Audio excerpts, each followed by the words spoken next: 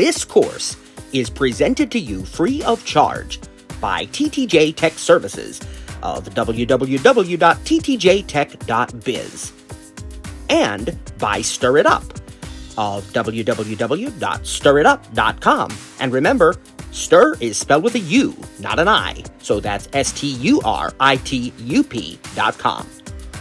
TTJ Tech Services and Stir It Up are pleased to offer this course to you, to the glory of God, and to the benefit of all those who listen.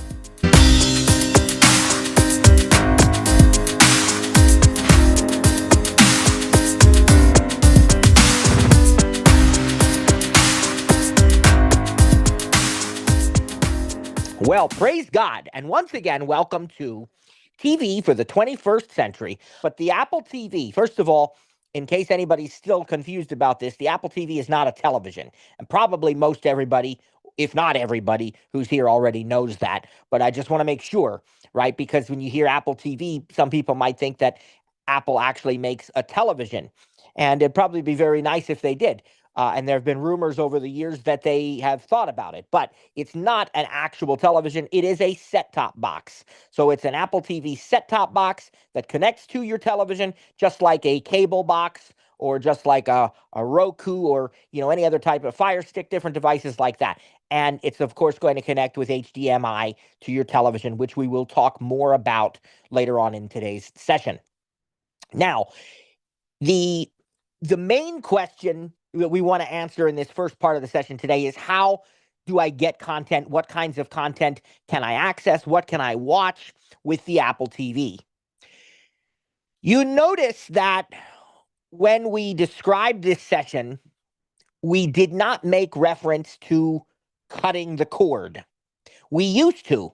When I first started offering Apple TV cafes, we used to talk a lot about cord cutting. And we still do. That is still a viable way to do it. But what has happened over the years is that the Apple TV has become so robust, and a lot of providers are making apps for the Apple TV. And so it is possible to use the Apple TV even if you are not a cord cutter. So that's why we don't use that in our description, in our course title. And the other reason is because there's almost a debate about what cord cutting even is anymore, right? So, originally cord cutting simply meant that you ditched the traditional TV, whether it was cable or satellite, in favor of all streaming. And then some people started to say, well, you're not really a cord cutter if you're still using cable internet or fiber internet or whatever. You're not really a cord cutter unless you use like wireless internet, 5G home internet or something like that.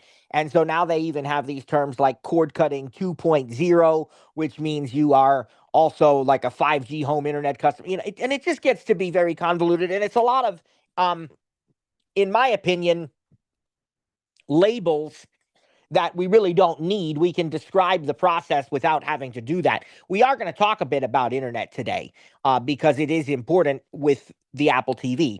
But this is for everybody. There's something for everyone in this course. So if you desire to be a cord cutter, that's definitely doable. And the Apple TV is a fantastic device to help facilitate that. But if you don't desire to be a cord cutter, if you have a cable package or a satellite TV package that you're very happy with, by all means, there's still a place for the Apple TV in your living room and maybe in some other rooms as well. It is my assertion, and this is, a matter of opinion, obviously. There's no right or wrong, but it is my assertion that the Apple TV is the absolute best way to watch TV, regardless of what kind of service you have. And I'll tell you what we have, and maybe Trainer Cliff will chime in, if not today, then on Wednesday, about his setup as well. But no matter what, right, if you watch TV at all, the Apple TV is the device for you. At least that's what we think here at TTJ and Stir It Up. So when we talk about the ways that we can get the content onto our Apple TV, let's first start out with what the Apple TV does. The Apple TV is a streamer. It's a streaming set-top box. And for those of you who already have something like Roku or Amazon Fire or Google TV or even a smart TV, right? You can get smart TVs from LG, Vizio, Samsung. All these different companies make smart TVs, and some of them have one of the other platforms I mentioned built in, like TCL TVs, Roku built in, or your Amazon, televisions with or different brands with Amazon Fire built into them. And so some of them even do that. And all of these are streaming. And what that means is they get all of their content using an internet connection. And in, today's world in 2025, that almost always means Wi-Fi. Now, there are times you may use Ethernet, and one of the Apple TV models currently available does have Ethernet, but most people are probably going to do Wi-Fi.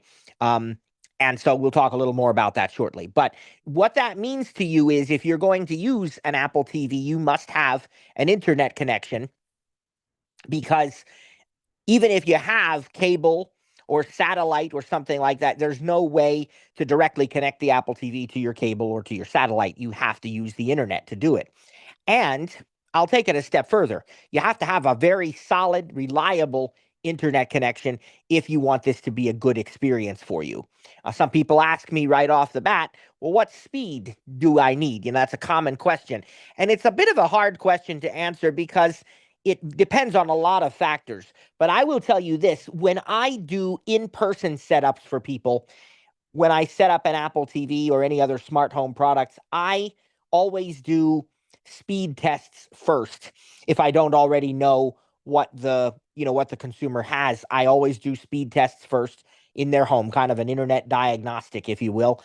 And if I see that they're not getting a consistent download speed of at least 25 megabits per second, if I see less than that, then that customer and I are going to have a discussion, and we're going to talk about how this may not work as you expect it to, and it may be very slow, and there may be buffering. And if you still want us to do it, you must be aware of that. And there's nothing I can do to help you with that unless you're willing to change your internet service or upgrade your speed or something like that. And in today's world, 25 megabits per second is on the very slow side when you consider that most companies are offering 100 or more now, whether it's, cable or fiber to the home or even your 5G home internet, and certainly even satellite, at least the modern satellite, Starlink and so on. And so you can imagine that 25 megabits per second is not very hard to surpass now, but it is depending on where I'm doing an installation. Some people still have DSL, and that tends to be, one of the slower kinds and so forth. So this must be taken into consideration. I think 25 is the absolute minimum that I would recommend, and I really think the more you have, the better it's going to be. But it also needs to be consistent. So, when you're doing speed tests, you are looking at more than just the download speed, right? You're looking at the latency, also known as the ping. You want that to be a low number, most ideally under 50 milliseconds. And, there's different things that you look at. I'm not going to go into every one of them right now for the sake of time. But it is something we are willing to help you with. We do offer free consults for you to get started. And then, of course, paid services if you want to go beyond that. So give us a call or send us an email. We can help you, sort of sift through all of that. But it is important when you are going to start into the world of streaming TV, because you want your TV experience to be pleasant. Typically, when we're watching TV, we want it to be an enjoyable, comforting kind of thing where we sit down and we watch something and we don't have to put a whole lot of effort into it, right? And so if you're going to get that experience, you got to have a solid, reliable internet connection. And the other part of that is you got to have consistent Wi-Fi. So the next thing we look at in a customer's home when we do in-person installation is, now if they are going to get devices installed throughout their home, we have to go to different rooms and see how consistent the Wi-Fi is. The further you get away from your Wi-Fi gateway or router, you are the slower the speed of the Wi-Fi is potentially going to be. And so you have to look at those things. And it might be for some customers that, we say, look, you really need to get a mesh Wi-Fi system or an extender or some type of way of, extending that Wi-Fi to other rooms. Now, there is the possibility, as I mentioned earlier, of using Ethernet. And there are some people who are just absolute, what you might call purists about hardwiring. They'll say, that you should always hardwire a device like an Apple TV. I respect that opinion, but I don't find that to be true. I don't think you have to hardwire them. The Wi-Fi in these modern devices is very good as long as you're within decent range of your Wi-Fi device so that you actually are getting the Wi-Fi that you expect to get. But if not, there is the option of hardwiring if you can run a cable or something like that. That is going to give you by far the best performance. There's no doubt about that. So there's lots of ways to do it, and things to consider, and that's a very important. Some of you sitting here thinking, I signed up for Apple TV, not Internet 101, but this is critical to getting a good experience with your Apple TV. And so I really feel it would be doing you a disservice if we did not at least cover that for a few minutes. But now, as promised, I want to get into the ways in which we can view content, the kinds of content we can view. I don't know if I actually promised that, but I told you we'd do it. And what we're going to talk about is what can I watch on my Apple TV? What services are available? What's free? What's paid? Is it beneficial for me to cut the cord? Is that going to save me money? What are the options? And the answer to that is there's a lot of options. There's a lot of options, okay? I'm going to try very quickly and can hopefully concisely to go through some of the most common ways that we can watch TV. And I think that the way we approach this each year changes a little bit depending on what the landscape of the market is. It's pretty similar to what we did last year, but it's over the years since we've started using an Apple TV. My family and I started in 2008 or 9 using an Apple TV, one of the two. And that, of course, was a completely different device back then, but also the availability of streaming apps and services has drastically changed since that time. So, depending on what your background is, where you come from on this, it's going to sort of, depend on how we look at this. But I think what I want to start with, praise God, we're going to start with the live TV component of this, because I think there's still lots of people out there who are used to being able to turn on a TV and flip through channels, right? And what is on Lifetime, and what's on NBC, and what's on Food Network, and what's on Oxygen, and, Disney and Nickelodeon, all these things. And you'd be able to flip through channels. You'd be able to watch your favorite sports teams, and your live TV experience often has additional features like on demand. We used to call that VOD, video on demand. And basically that means, oh, look, I can rent a movie for $5 and watch it anytime I want to. Or maybe there's free on-demand content that's included with my different channels that I get. Like I mentioned, Lifetime, Food Network, and maybe, I can watch, 400 episodes of Chopped. I don't even know if there are 400 episodes of Chopped, but I can watch all these episodes at no cost. I can just what we now call binge the series, and it's all included in my package, so it's kind of like it's free and it's on demand to watch it whenever I want to. So that's a very important part typically now of live TV services. And of course, even things like DVR, right, where I can record my favorite programming and those sorts of things to watch back later. Or in many cases, I can pause and rewind live TV and stuff like that. DVR, very important, digital video recorder. So typically, and really for decades in the United States and many other countries, that type of experience came from having a cable or satellite provider. And that's still an option today. And for a lot of people, it's still what they do. Now, we are seeing many, many people sort of getting rid of those services, but there's still probably millions, I would say, of people in the United States and other countries, certainly, that are using that type of service to watch TV. If you have that type of service, there's a good chance that the Apple TV may allow you to do that. Okay.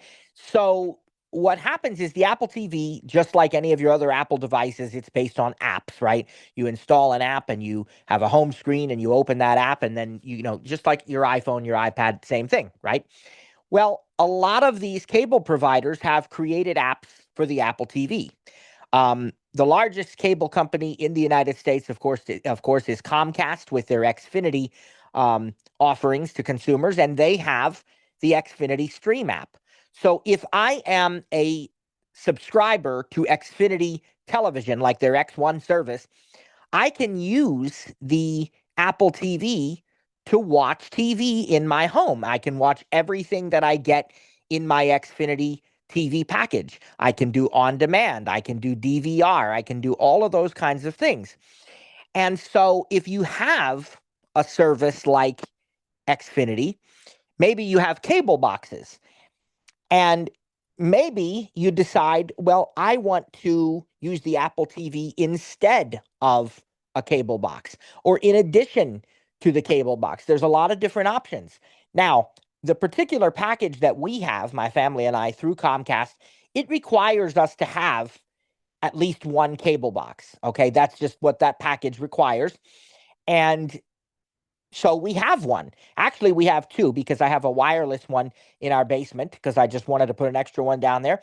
And so both of those have the X1 experience, for those who know what that is. And so we have actual cable boxes. But I also have Apple TVs in both of those rooms. And I have Apple TVs in other rooms throughout the house. So instead of having to pay a monthly fee for, let's say, 5 or 6 cable boxes, I only pay for 2 of them, and the rest of them are Apple TVs. And even in my main living room where I have our primary cable box, I also have an Apple TV. I would say we use the Apple TV probably 98% of the time, and we use the X1 cable box just every once in a while. Sometimes I'll just do it for fun, just because I say, oh, I like the cable box too, so we'll just switch it up for today. But most times I use the Apple TV because that's my favorite way to watch TV. And there's a couple of features that are not exactly the same. The Apple TV experience of watching Comcast, you cannot pause live TV. So if I know I'm going to be watching something live, I might switch to the cable box, but I might not. You have that option. So there's a lot of flexibility here if you have a cable service that offers an app for the Apple TV. Xfinity does, Spectrum does, and I believe there are several others that do as well throughout the United States. And when it comes to satellite, DirecTV offers a they offer an app for the Apple TV, so you can install the DirecTV app. And I know that DirecTV also offers streaming service without a satellite dish, but actually it doesn't matter whether you have the satellite or the streaming service. You can use the DirecTV app on your Apple TV and access your content that way. So a lot of these big cable and satellite providers do offer apps for the Apple TV. But it might be that you decide, I don't want to have a traditional cable or satellite provider. Well, then there are other ways of getting that live TV experience. And the most common way, or I should say the way that is closest to the cable and satellite experience, is to pay for a live TV streaming service. And so that's exactly what its name suggests. It's still the same live TV that you already know and enjoy from cable and satellite, but it's all over streaming. There is no cable or satellite. You might call, the Xfinity or the Spectrum or the DirecTV experience kind of a hybrid experience, because you can use the cable or satellite, but you can also stream with the app on your Apple TV. But there are services that offer streaming only, and some examples of that are my personal favorite, Hulu Plus Live TV. Now, I know Hulu also has a lot of other stuff, which we'll talk about later, but they do offer a live TV service. It is, I think they're up to probably 90 some, maybe even 100 channels now in their live TV service. And it's pretty much all the popular ones that you would expect. And they offer unlimited DVR because everything is done in the cloud. There's no set-top boxes involved whatsoever. They're actually offering unlimited DVR. Now, there's a caveat. I think that the DVR recordings only stay for like 9 months or a year or something. I think it's 9 months with Hulu, and then they're deleted, the oldest ones first. But you do have unlimited. You don't have to think about recording space or recording conflicts or anything like that. And So that's Hulu plus live TV. They offer all the features of live TV, but entirely over streaming. Okay. Now, I mentioned DirecTV. They offer a streaming service as well. So that kind of counts, but they're also a satellite company. So you can do it either way with them. Another popular one is YouTube TV. And YouTube TV again offers, live TV, DVR, unlimited, on demand, all these different things. And the channel lineup, the last I checked, was not quite what it was with Hulu, but they do offer NFL Sunday Ticket. So some people like it for that reason. And so you can get that through YouTube. That used to be a DirecTV offering, but now it's done through YouTube. So you can get YouTube TV, and with or without the NFL Sunday Ticket. And I'm pretty sure you can get NFL Sunday Ticket with or without the YouTube TV part. But somebody, Trainer Cliff or otherwise, would have to You correct me if can, because I that's don't pay for okay. YouTube either. Are you crazy? Man, please, I don't watch TV like that. And it may not have as many channel as Hulu, but it's pretty close. I Yeah, mean, it is close. It is. and to me, YouTube TV is more accessible, but I don't pay for either one. So somebody, because it's personal preference. I just want to go back to what you were talking about though with Comcast though, because you were talking about the boxes you have, what you pay, and how long is that? Is that a locked-in price or is it a promotion? Because we're going to make it clear that not everyone's going to get that deal. Number one, and number two, that most times you get something like that, it's a promotional deal or a set price for an amount of time. So it's not always going to be like that. And the second part to that question is, if it does end, are you going to look at the numbers and say, okay, maybe it's just cheaper just to have Apple TVs now, even though we don't have the boxes or whatever. So Right. And so the answer kind of to all of those questions is yes. And they are promotions, and at the end of the day, there's no one right answer for everybody. And so I'm really glad that Trainer Cliff brought that up, because I didn't even get to that yet. But it is an important question to talk about, which is, it was always assumed automatically that cord cutting is going to save you money. And it definitely is possible that it will. And I'll go a step further. If you're not concerned about, if you're willing to give up different channels and so on, it will definitely save you money to be a cord cutter, because you don't have to pay for boxes. You can get much smaller packages. In fact, I haven't even told you about some of the skinny bundles that I'll get into in a couple minutes. But yep, I'm gonna um, stop you right there because I'm gonna give them a prime example. Because for me, if it's not live sports or a movie, I'm not watching TV. I don't right. need, a sitcom because I can go to Paramount Plus. I don't need newly released movies because I can go to Max or Apple TV Plus. So for me, these things work. But for the average Joe, let's just call it, there may be somebody who wants their local channels, who wants Disney and Disney Kids for their kids or whatever, and don't mind sitting through commercials. See, because I'm from the old school, I grew up with commercials, and now that I have an option not to have them, I don't care. So to me, the motto in my house, if I can't stream it, I'm not watching it. So for me, it makes perfect sense because I mean, I'll let you finish and then I can tell them about what my setup is. But that's just a prime example of being a straight cord cutter, or what fits one person is not going to fit the next person. Exactly, exactly. And I'll go a step further with that. The vast majority, and it's not by a small margin, it's by a very, very large margin.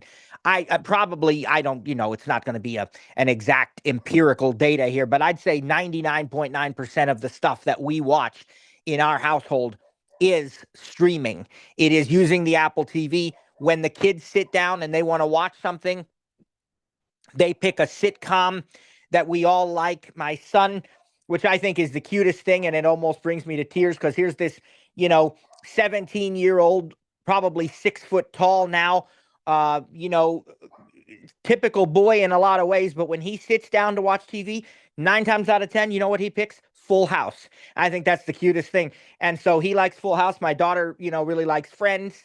And there's other, sometimes a Disney show or something. All of this stuff we can get with streaming. We do not need live TV to watch the stuff that we watch 99% of the time.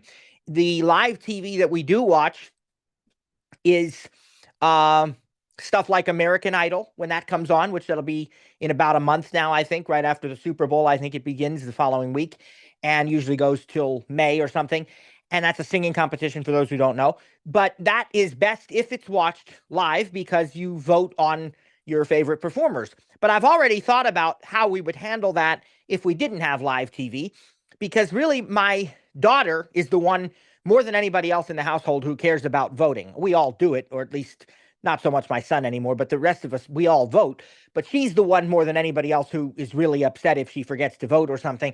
But she also has her favorites, and it really doesn't matter to her how they do on a particular night. If she likes that person, she's going to vote for them anyway. So I've already thought through this. If we didn't have live TV, we'd watch that the next day. But, by the second or third week of the live performances, she would know who she's going to vote for, and she would do it regardless on the night you're supposed to do it without even seeing it. And then we would just enjoy watching the performances the next day. So so my point in saying all this is that we would be fine with very minimal live TV. The reason I did the Comcast package is because with the promotions and so on, I got a lot of, I have something probably like, I'm going to guess 250 channels. I don't even know. They say it's 185 plus, but it seems to me like it's even more than that. And, I have my mobile service through them. I have everything, through them. And I even have two landlines, because with Xfinity, the landlines can also ring your iPhone. And so I have my business phone and my home phone, so it was just really nice to get that bundle.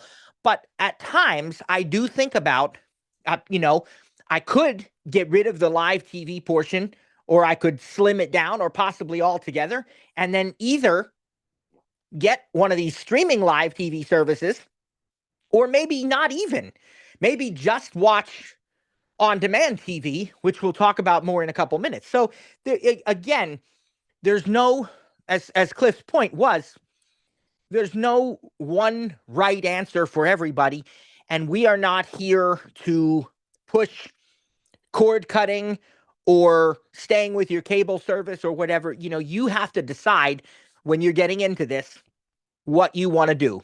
And some people choose the Apple TV simply because it's the best way to watch TV, and they have that opinion too, and they like their Apple devices, and they say, boy, it'd be nice to be able to use my Apple device with my cable or whatever. Other people choose the Apple TV because they want to cut cost, and they want to get rid of their cable service and satellite service and just use, streaming apps and so on. And some people aren't sure. Some people really aren't sure yet, and they just want to dip their toe into it, and then, you can change it as you go. So there's so many ways of going about this, and so many ways of looking at it. And that's just the live TV portion of it. Now, I do have one other part of this. So I mentioned a couple of the live TV services, the Hulu plus live TV, the YouTube TV, the Direct TV. There currently is Fubo, which it looks like Fubo is going to end up now being owned by Disney. So it'll be part of but my understanding is it's going to continue to operate independently of the Hulu plus live TV. So I don't know how all that's going to play out yet, or if the merger is even going to be approved, because that's still subject to regulatory scrutiny and all that. So we'll see what happens. But then there's some ones that I would tend to call skinny bundles. These are smaller services that are typically less expensive. Now, one of them that sort of straddles the line is Sling TV. Sling TV technically can offer many, though not all, but many of the same channels as your Hulu plus live TV and YouTube TV and that sort of thing. The difference with Sling is they offer them in smaller packages. They have what they call Sling Orange and Sling Blue, or you can get the two together. And so depending on what channels you want, you may find that just one of those is adequate for you. And then when we talk about real skinny bundles, we can get into things like Philo, Philo, which has something like, I don't know, 70 channels now, maybe. I think they used to say 60, but I think it's gone up since then. And so they are missing the sports. They're missing the live locals. They're missing some of these things, but they have a lot of lifestyle and family programming. So all of your, Discoveries and Food Network, HGTV, Cooking Channel, Magnolia, Animal Planet, Science Channel. Smithsonian. They have, Lifetime, A&E, History, Nickelodeon, Comedy Central, TV Land, BET, just lots and lots of that type of programming, and they do have unlimited DVR and so on. But again, they're missing your live locals. They're missing the sports programming. Typically, you're not going to find anything like CNN, Fox News, MSNBC. I think they do have Bloomberg and they have Cheddar. And then there's no Disney channels or whatever. They're like maybe $28 a month now. So there's a few like that. Philo Friendly, which is I think it's FRNDLY. And actually, even Comcast offers a small, skinny bundle like that they call, I think it's called Xfinity Now TV or something like that. And again, it's no locals. It's just, it's like $20 a month or something. And they give you not quite as much DVR, something like 20 hours or something, but it's an option for Comcast customers too. So there's a lot of different live TV offerings that are available.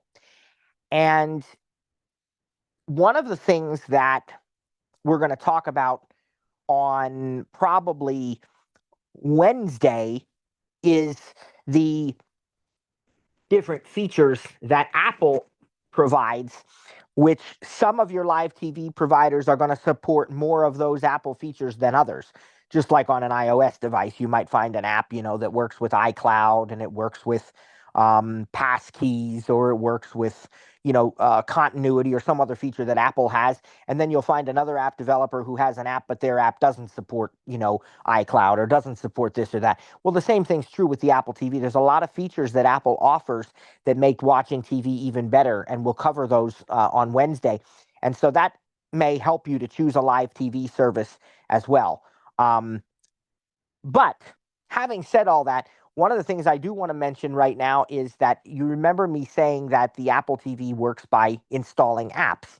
And so I mentioned that there is an Xfinity Stream app where you can watch your whole Xfinity TV package. I mentioned that there's a DirecTV app. You can watch your DirecTV package. Obviously, if you use a live TV service that's streaming only, you're going to use their app, right?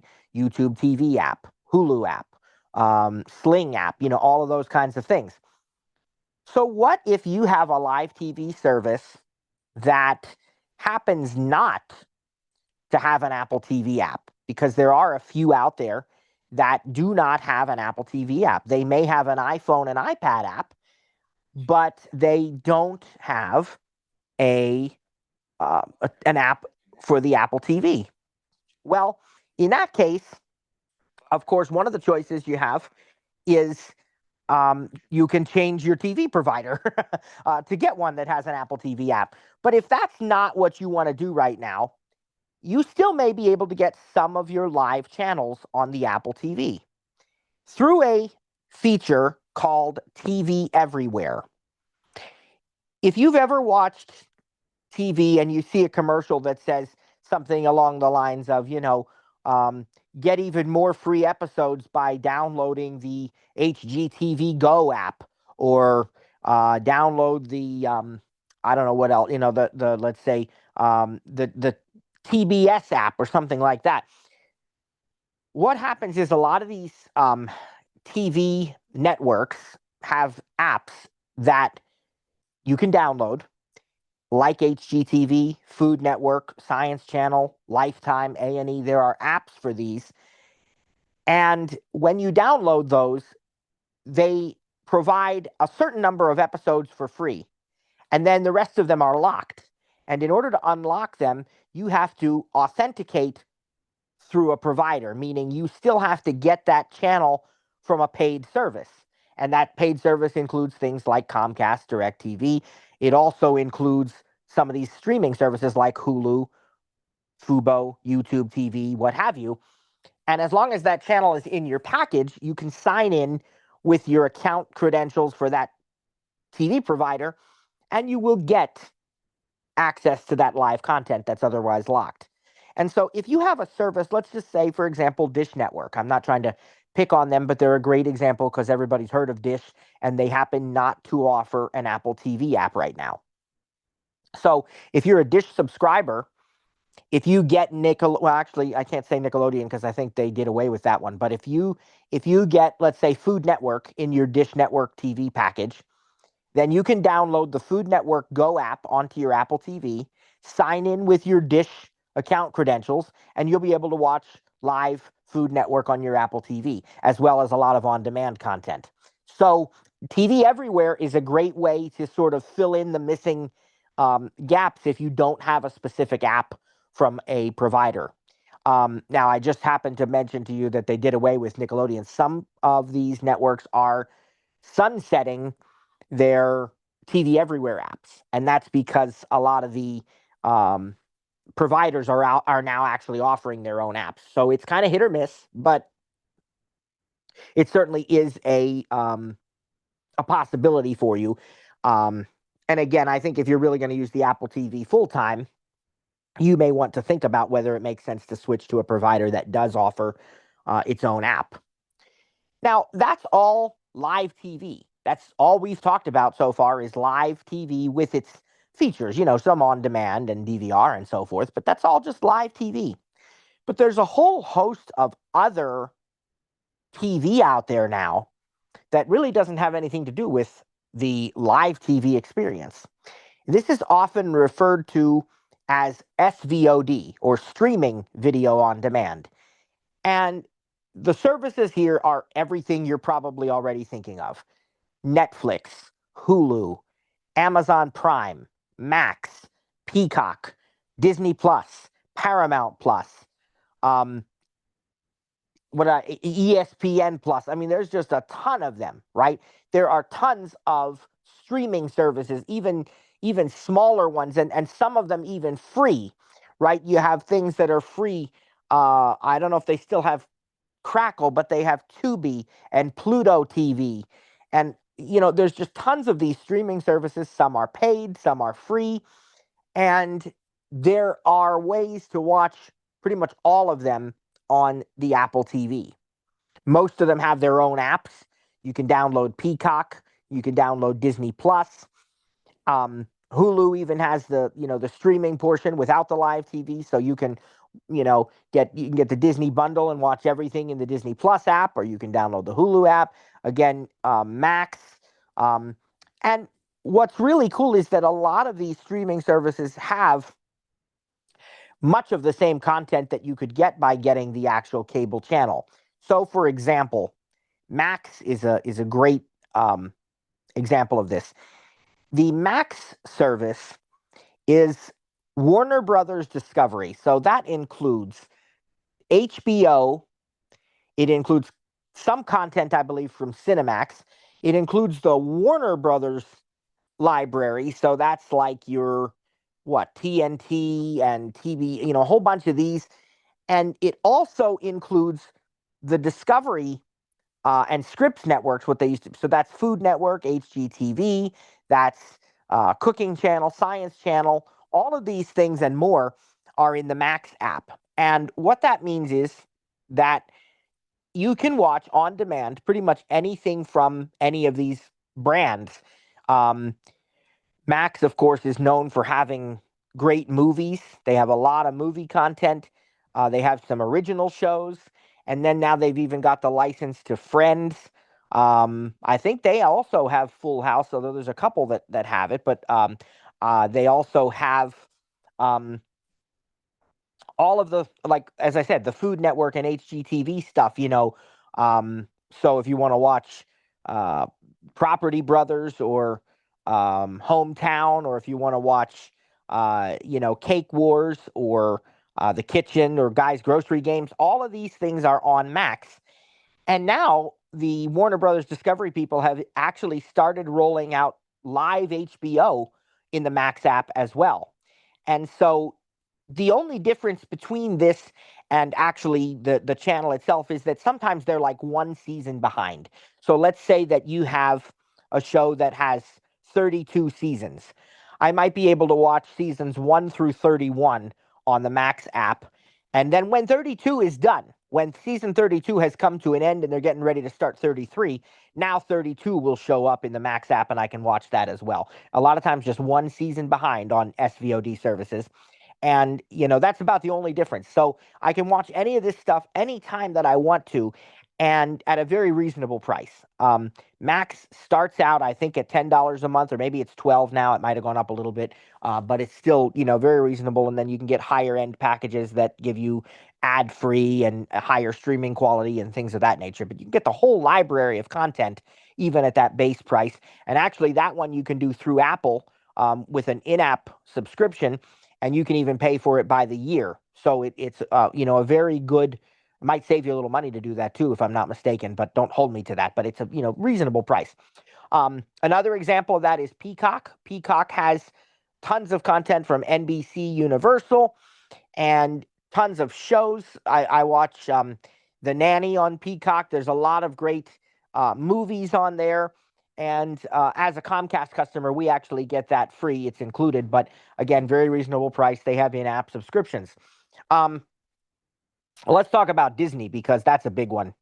Disney has, they own Hulu basically, and so that's their offering technically. And Hulu has a ton of what you would consider to be primetime TV and network TV. Now, it's on demand if you don't pay for the live service. And so what that means is it's like next day availability. And that goes back to that example of American Idol that I gave you a few minutes ago. American Idol is usually on actually a couple times a week as you get into it, but let's just say it starts out being on at Sunday nights at, I think, 8 o'clock.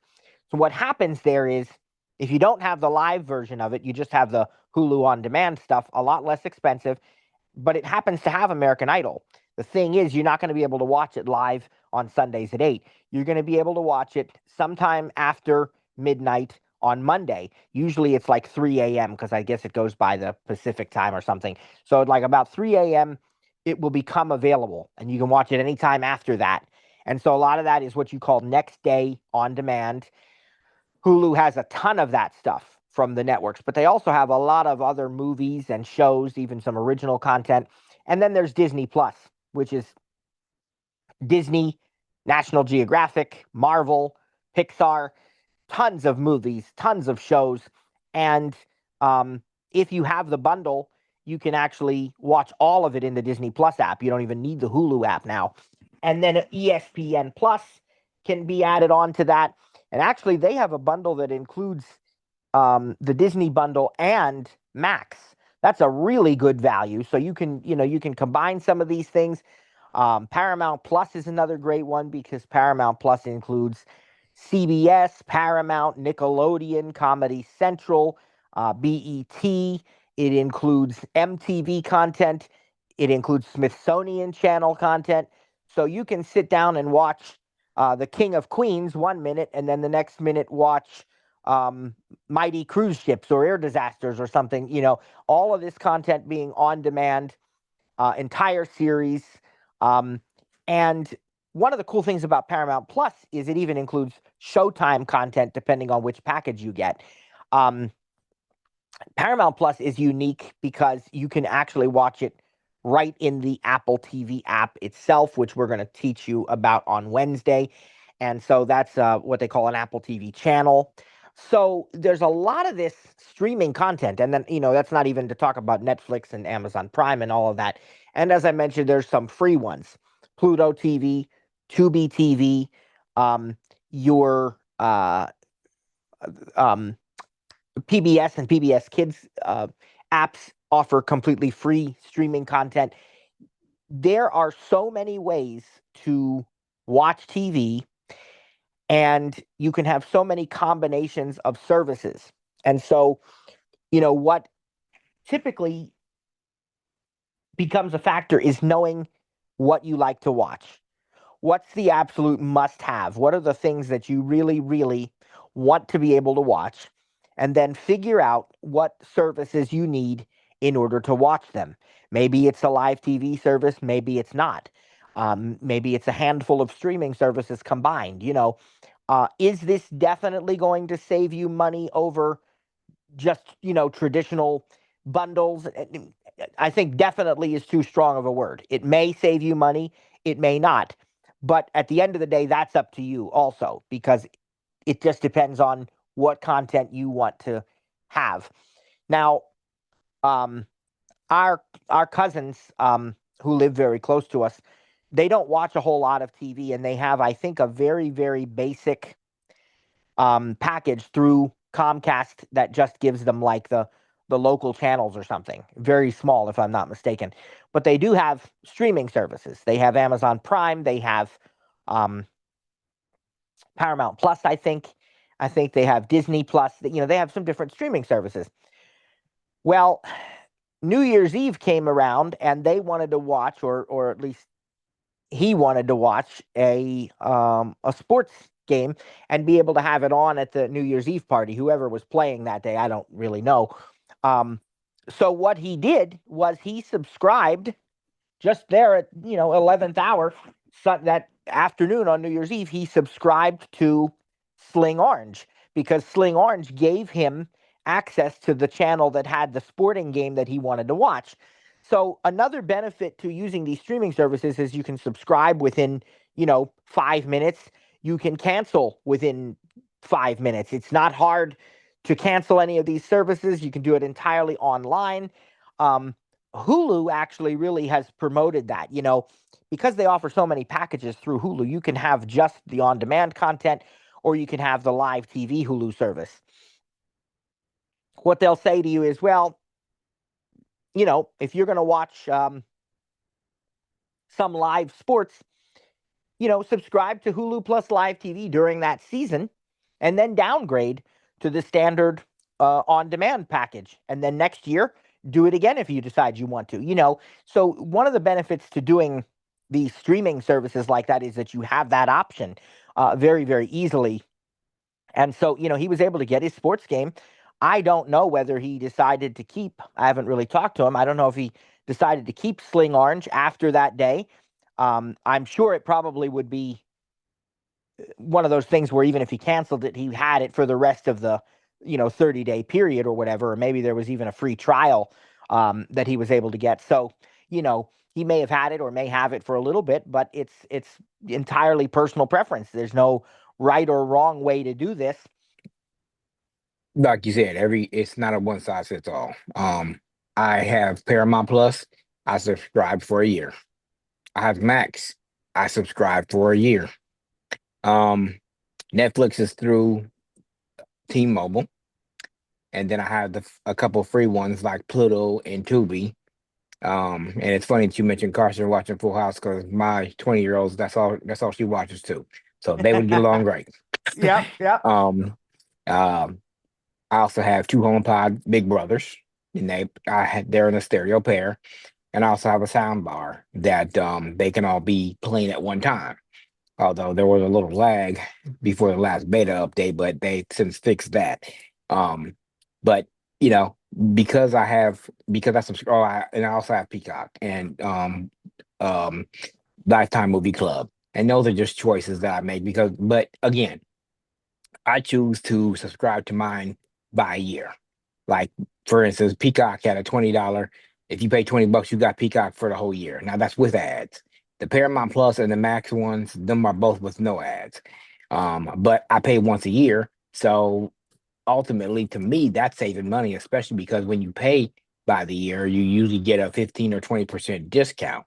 So I mean, it just works for me. Now, that's not going to work for everybody. Maybe somebody likes paying monthly because they are not sure if they're going to be home during the summertime to watch. And I usually don't watch all through the summer, but because I got a certain amount off, to me, that setup works for me.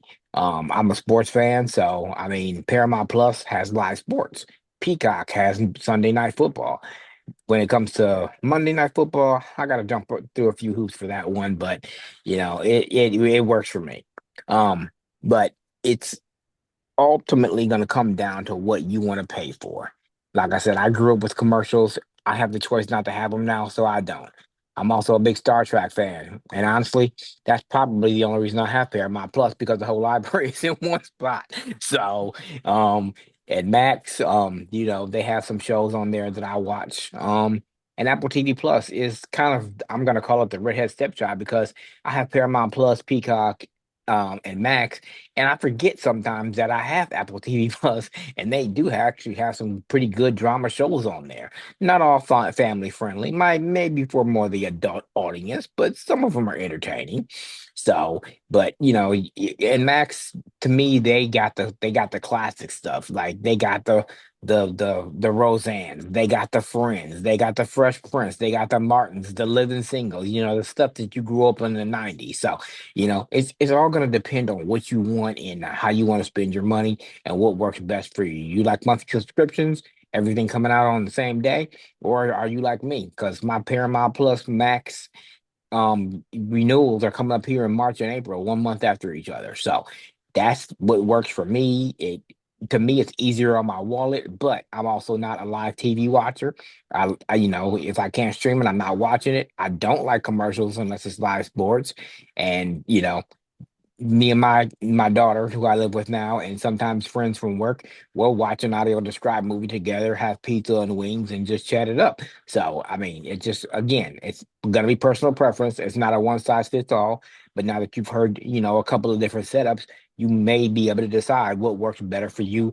Do a little research, and you can always contact ttjtech.biz or stir it up info@stiritup.com. And we do free consultations, recommendations. Matt even to do a little research for you if he knows your zip code. So, I mean, just, let us know.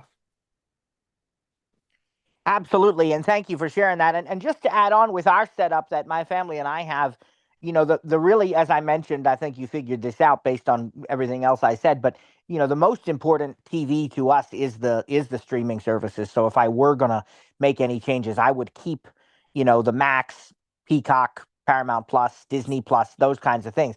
Now we actually right now in our current Xfinity package, they include Max and Netflix as well as Peacock. And so we get all of And those. doesn't your Walmart Plus include Paramount Plus? Walmart Plus includes Paramount Plus.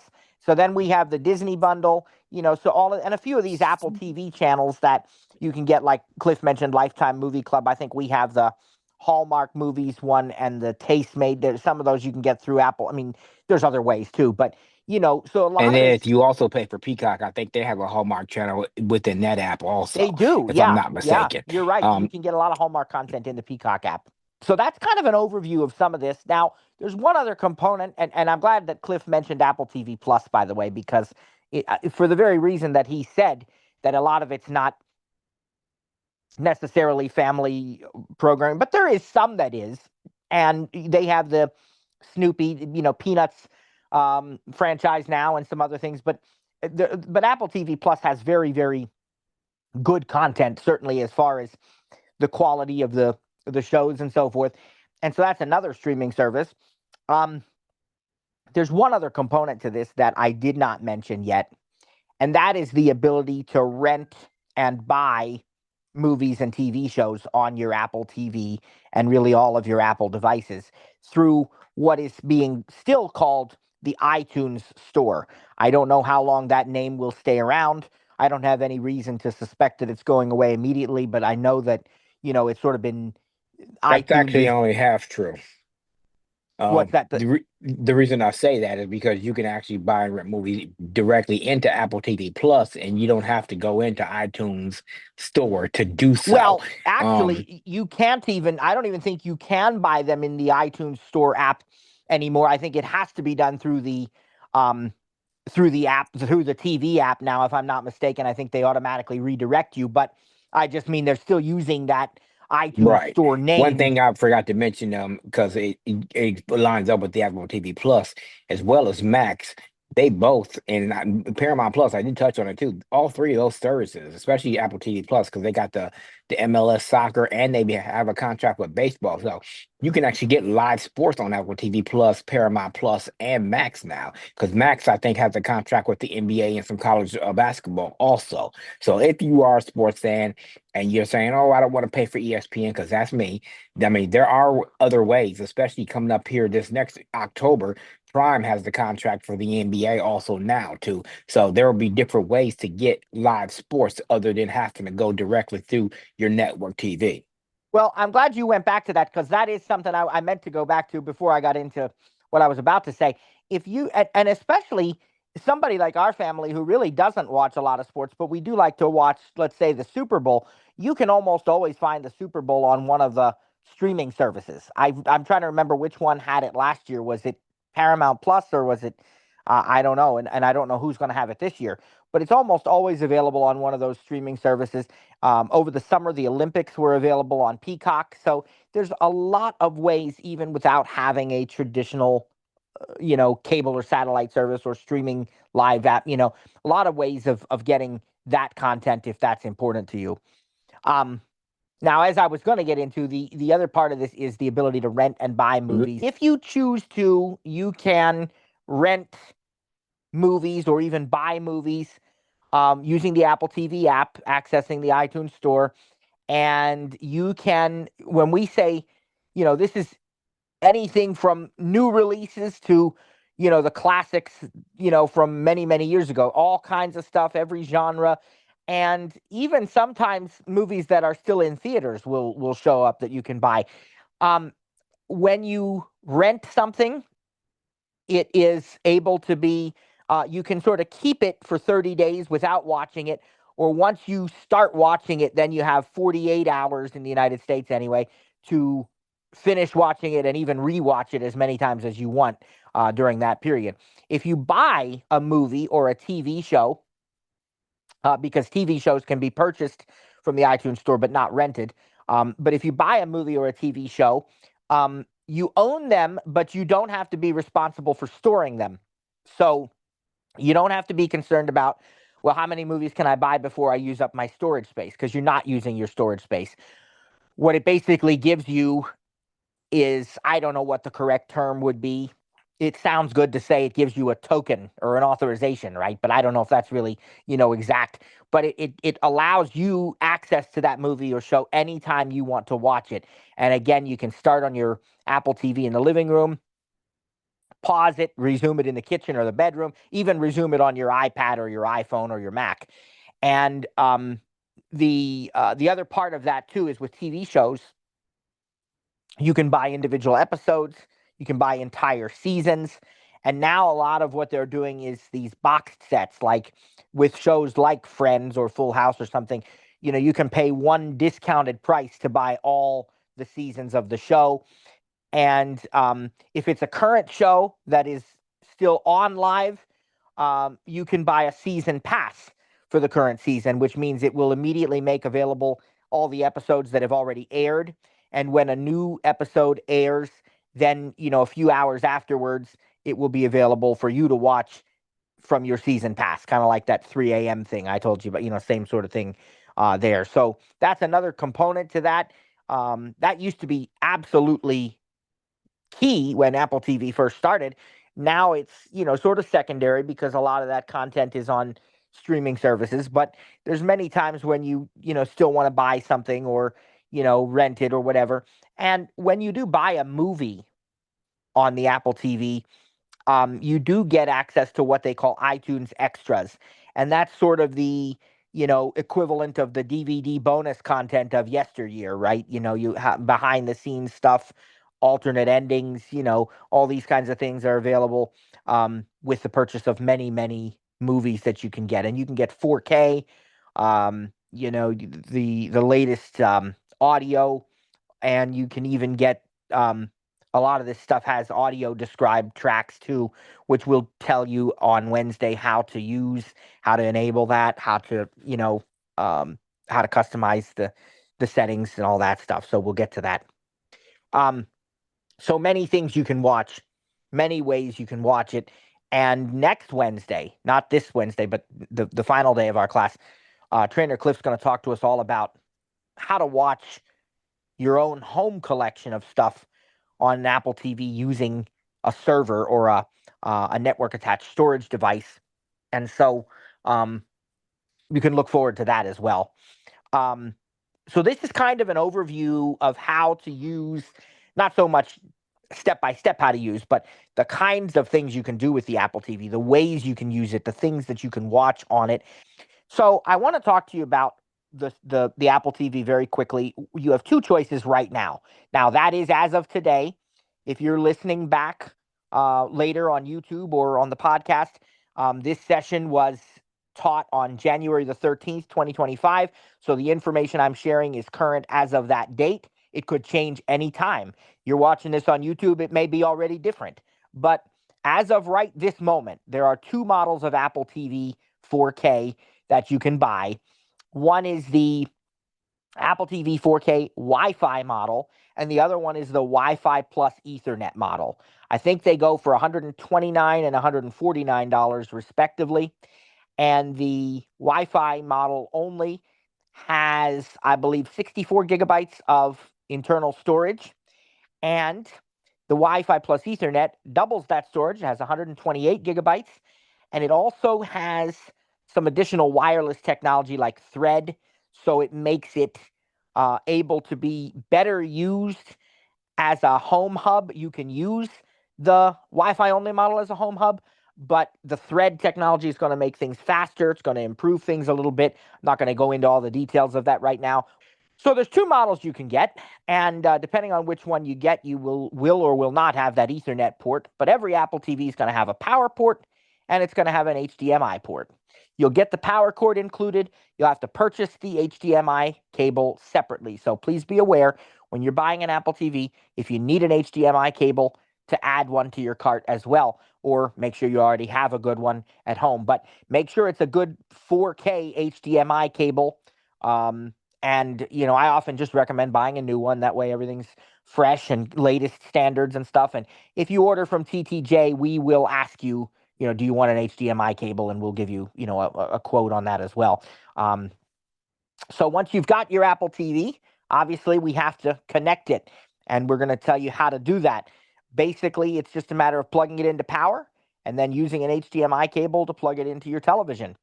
How do you connect this to your audio? There's no audio jacks on the back of your Apple TV. So how are we going to get this connected to our system? Well, there's several options that you have. The one option is that you can connect your television to a sound bar or a home theater system. And I won't get into the different ways in which you can do that, because if you have questions about that, I will do my best to answer them. But for the sake of time, we're just going to say you can connect your television directly to a sound bar or to a home theater system. But the Apple TV has another option as well. And that is, and Trainer Cliff made reference to this a few minutes ago, that is using the Apple HomePods. Now, for those who don't know, the HomePod is Apple's smart speaker, works with Siri and HomeKit and all of these great things in Apple Music, and you can play other types of music on it as well. In my opinion, it's the best sounding consumer speaker that's available. Better than Bose, better than Sonos. It is fantastic. And it's even better when you put two of them together in a stereo pair, as Trainer Cliff mentioned. So we have two of them in our living room, and I've used the Apple TV with these things, and you can truly hear, like, if there's an airplane flying, it literally will sound like it's flying from one side of the room to the other. I mean, it is really, really impressive sound quality. In my opinion, it's like theater quality sound in your home. Now, there's a couple of ways to do this. You can use the HomePod or two HomePods as your primary speakers for your Apple TV, so that immediately when you wake up the Apple TV, it's going to broadcast its audio through the HomePods.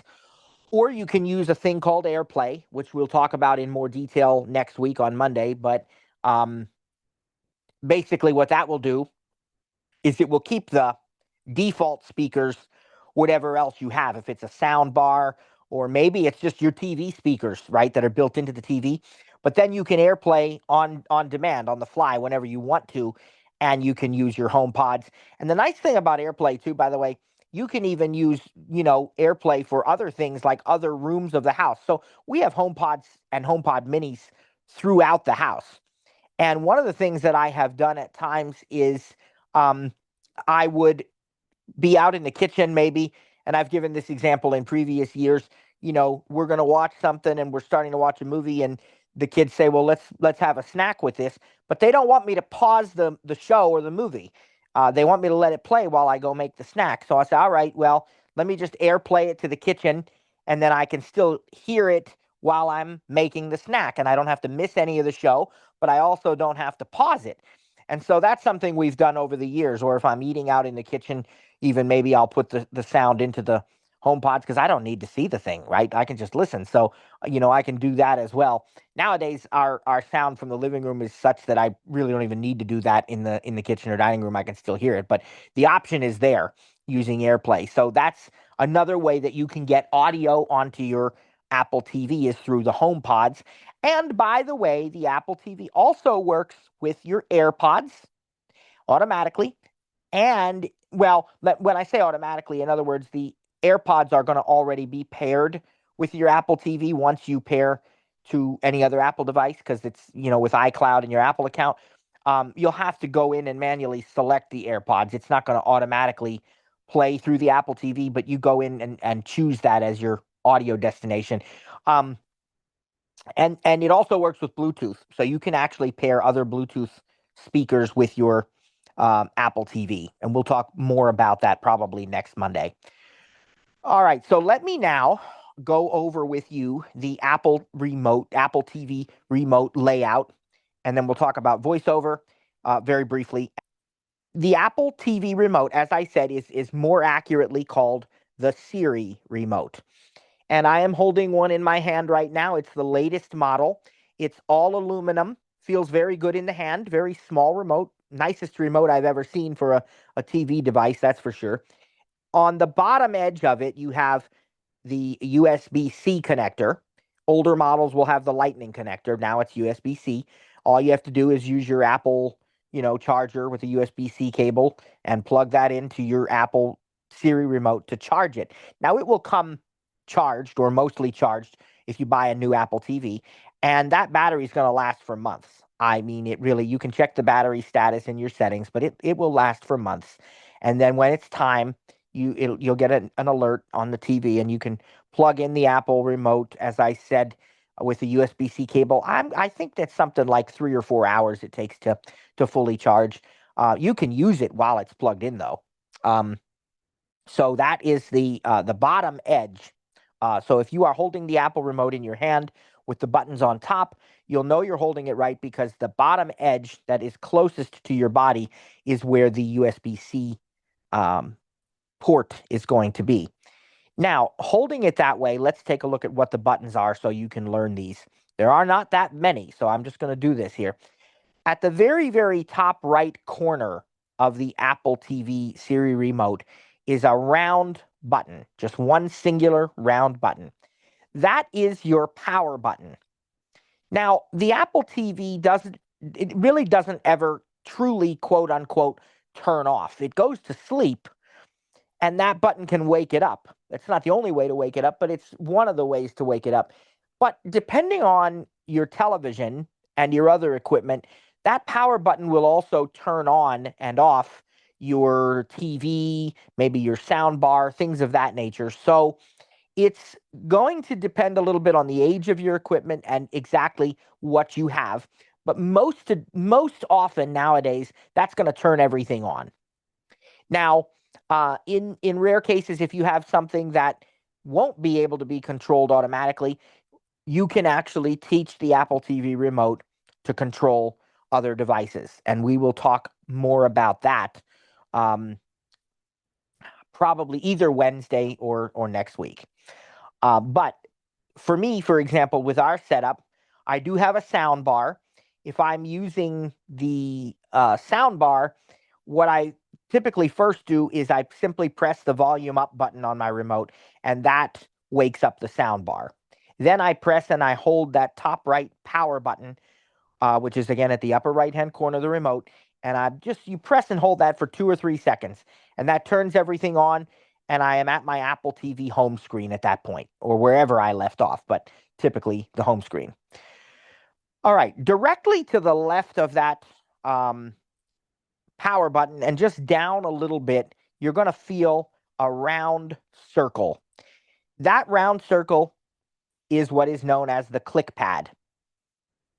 It's a combination of a click of a like a trackpad and an actual multi-directional arrow like pad. So what that means is by default you can move on the Apple TV by swiping left, right, up, or down, or what have you. And you can also click in all four directions. You can click right, click left, click up, click down. And on Wednesday, we're going to teach you all about how to do that in more detail. The center of this click pad is a button, and you can click that button, and that's how you're going to open apps. Instead of the double tap that we do with VoiceOver, you just click the center button, and that will open apps, that will select things, that'll choose, whatever. That's the double tap. It's the equivalent of that, but you just click once in the center of the click pad, and that's, again, this round circle. So we'll come back to that. All right, below the round circle, you're going to find a number of buttons. And we're going to talk about each one of those buttons very quickly and what it does. Remember now, we've already passed by that upper right corner power button. So now we're talking entirely about the buttons below the click pad, okay? So we're going to start with the top left button, just below the click pad. It's a slightly concave, slightly indented button, and it is called the back button. That back button does as its name suggests. It takes you back to the previous screen. You can repeatedly press it to keep going back further and further. You can also press and hold it to immediately be taken back to the home screen. And that button also can wake up the Apple TV. It can turn on the screensaver. There's a lot of things that button can do. And one of the things you can set that button up to do is your accessibility shortcut. You can triple click that back button. In other words, press it 3 times, and it's going to turn VoiceOver on and off. And I will talk more about that when we talk about the setup process. The top right button, and I'm not referring to way at the top right where we did before. I'm saying the top right button below the click pad, right? So just to the right of that indented button, on the right-hand side is what's known as the TV button, or sometimes it's called the TV/home button. Pressing this button once will open up the TV app that we're going to teach you about on Wednesday, and pressing it again will take you back to the home screen. You can also press and hold this TV button to bring up the control center. Yes, the Apple TV has a control center, just like your iPhone, iPad, and your Mac. And we'll talk about that more on Wednesday. All right, going back to the left, directly below that back button is the play pause button. And you can play and pause. Imagine that. So that's very self-explanatory. And I will say that it also is a VoiceOver key that I'll explain later. Basically, you can press and hold that button to get VoiceOver to read everything that's on the screen anytime you want to. So that's good to keep in mind. But that's your play pause button. And I want to stay on the left because the bottom left button just below the play pause is the mute button. So if you need to mute your sound, you can use that button to do so. On the right, below the TV button, we have a volume bar with, you press either the bottom or top edge of that button to either lower or raise your volume. And again, with most TVs, that's going to work right out of the box. With the HomePods, that's going to work right away. And with other devices like soundbars and home theater devices, you may need to train it, but I will talk about that more in a later session. And that's it. Those are the buttons. It's that simple. So again, looking at those buttons below the click pad, you have the back button on the left. Then to its right is the TV button. The next row down is play pause, and to its right is volume up.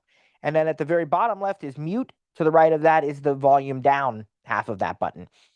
So that is it. That's the entire button layout on the face of the remote. Now there is one other button that we need to describe, and it's located on the right side, the right edge of the remote. It's a long button. It is the SIRI button. You press and hold that button to talk to SIRI and make your requests, or to dictate text into edit fields. And the the SIRI interface on the Apple TV does not talk to you because they don't want to interrupt what you're watching. But if you're using VoiceOver, then VoiceOver will read what SIRI says in most cases. So you can, still work with it. That's it. That's the whole Siri Remote. And when we want to start using our Apple TV, cancel. And she thought I was talking to her. Anyhow, so that's the whole remote. Can you do a backup on your Apple TV and then restore the new one from a backup? So the Apple TV doesn't really per se do iCloud backups like your other devices, but what it does have is the feature called One Home Screen. And the purpose of One Home Screen is to make every Apple TV in the house or on the account mirror the setup of that home screen. So if you turn on One Home Screen, what should happen when you get your new Apple TV then is that it will automatically download the same apps and put them in the same place. And then you'll just have to sign in and those kinds of things. Also, I'm just curious if you have the large home pods, why do you also have a sound bar? Well, we had first of all, the sound bar that we have was a very inexpensive. It was like a $70 some sound bar. And when we had gotten that, I don't recall the whole sequence of events at the time. I don't know if we actually had the two HomePods in that room or if maybe one of the betas had a problem and I was just impatient. I don't honestly remember when in the sequence we got the sound bar, but I know that it is, as I said, very inexpensive. And there used to be, like, if you watched anything other than Apple TV, it used to not come through the HomePod. So if you wanted to use, your cable box or your Xbox or something, now they've actually changed that. You can enable an option that will play everything on your TV through the HomePods.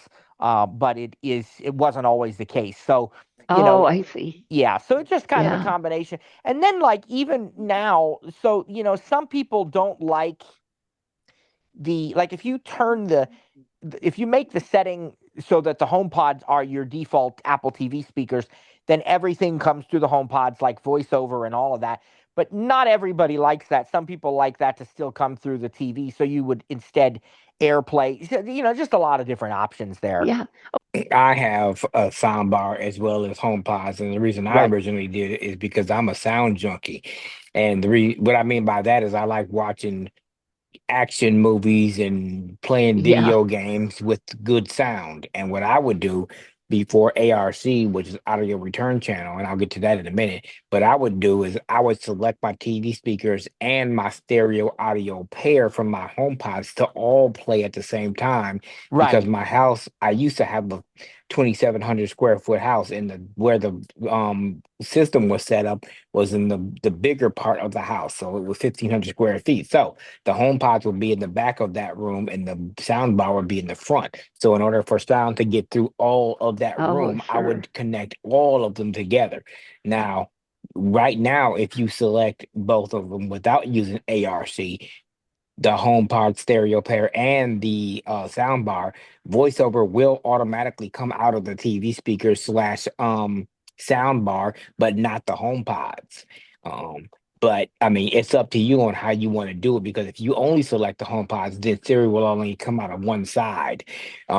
Otherwise, it'll just, be the default. But I mean, there's some different variations where you can do that at. So Well, and then if you select the TV and the sound bar, I guess, and the HomePods together, will that setting stay once the Apple TV goes to sleep? Like the next time you wake it up and it want to will. watch something? It Okay. actually does. Yep. Okay, so that's where I was wrong because I didn't realize it would stay that way. So technically what Charlene's asking then would only require a one-time change, and then it would stay for all future uses, basically.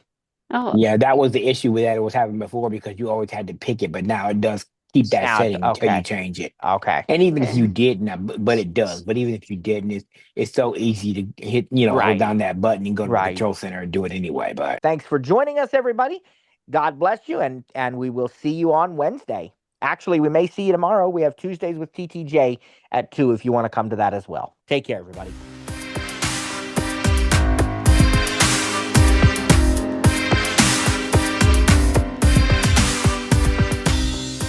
thanks for joining today's session. Didn't get your question answered? Have an additional comment or feedback? Email us info@ttjtech.biz or info@stiritup.com. And remember, stir is spelled with a U. That's STURITUP.com. Or check out our websites for additional resources. That's ttjtech.biz or stiritup.com. And remember, subscribe to the newsletter when you're there.